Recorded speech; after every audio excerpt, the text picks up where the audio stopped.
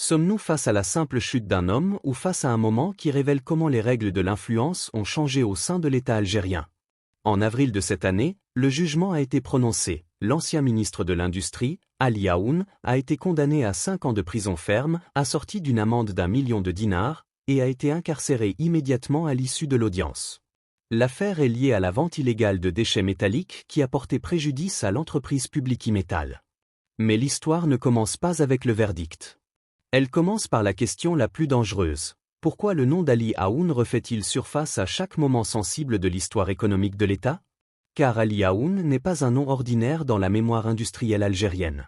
L'homme s'est forgé son image depuis les années 90 au sein de Cedal, puis est revenu sur le devant de la scène avec force en 2022 comme ministre de l'Industrie pharmaceutique.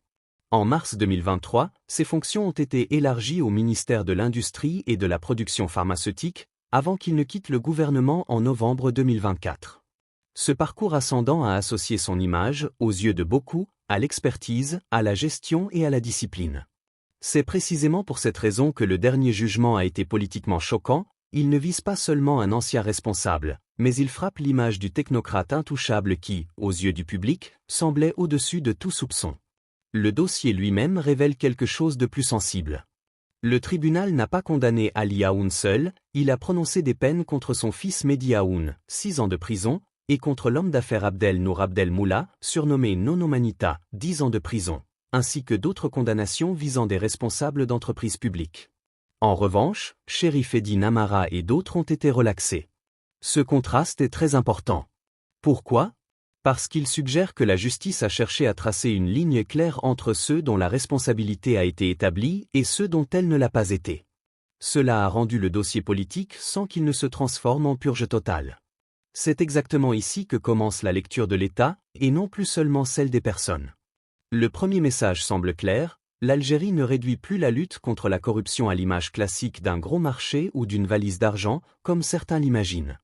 Elle traque désormais des zones grises bien plus complexes. Les zones d'influence, l'intermédiation, les liens entre la fonction publique et l'intérêt privé, entre le responsable et sa famille, entre l'administration et les hommes d'affaires.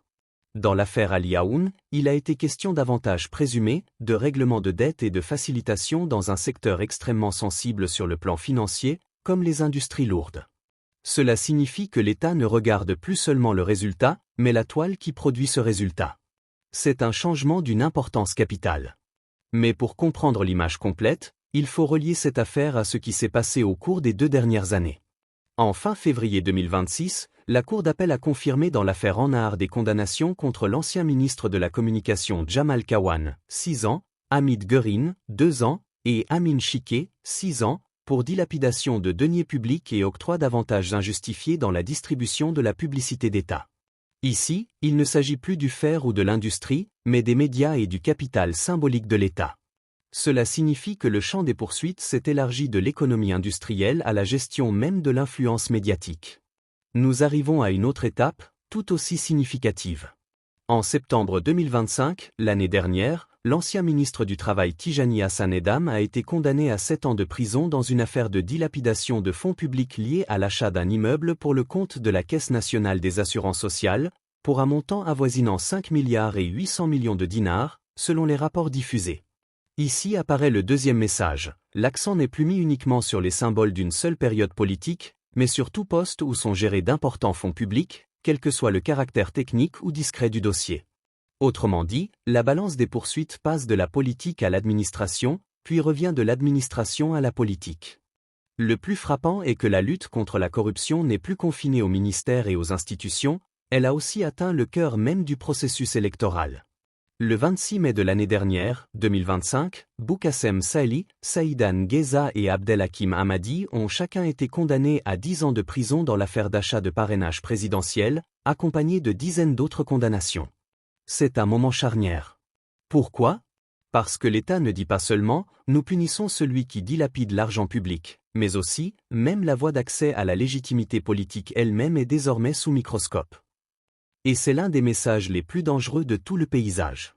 Bien, avant de continuer, écrivez-moi en commentaire. Pensez-vous que ces condamnations reflètent une véritable rupture avec les anciennes méthodes d'influence, ou estimez-vous qu'elles ont encore besoin d'une continuité plus longue pour devenir une norme établie? car cette question est la clé de lecture. La preuve en est que le dossier de Nassim Diayafa, malgré une condamnation antérieure, a été rouvert après que la Cour suprême a accepté le pourvoi en cassation en mars 2026 et l'a renvoyé devant le Conseil judiciaire d'Alger pour un nouveau procès. Ici, on comprend que l'image n'est pas un simple défilé de jugement, mais un parcours judiciaire et politique ouvert qui avance parfois et se complique parfois.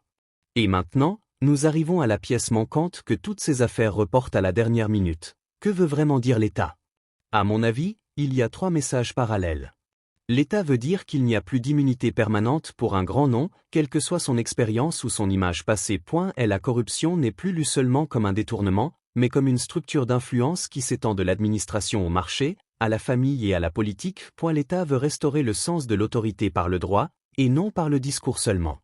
C'est là que l'Algérien touche à quelque chose de proche de sa conscience, l'idée que les institutions de son pays doivent être plus grandes que les personnes, et que la valeur de l'État se mesure à sa capacité à juger ceux qui sont à l'intérieur avant ceux qui sont à l'extérieur. Mais il faut aussi être prudent, les jugements seuls ne créent pas une confiance totale. La confiance se construit quand la reddition de comptes devient une tradition continue, quand le citoyen sent que les critères sont les mêmes, que l'économie nationale se libère réellement des réseaux d'intermédiation et de privilèges, et que la compétence propre devient plus confortable que la proximité des centres de décision. C'est seulement à ce moment-là que le message politique devient complet. Si l'Algérie réussit à ancrer cette voie, alors nous ne serons plus face à des dossiers de corruption isolés, mais face à une redéfinition tranquille de la relation entre le pouvoir, l'administration, l'argent et la légitimité. Si cette analyse t'a accompagné jusqu'ici, n'oublie pas le like, l'abonnement, l'activation de la cloche et le partage avec tes amis.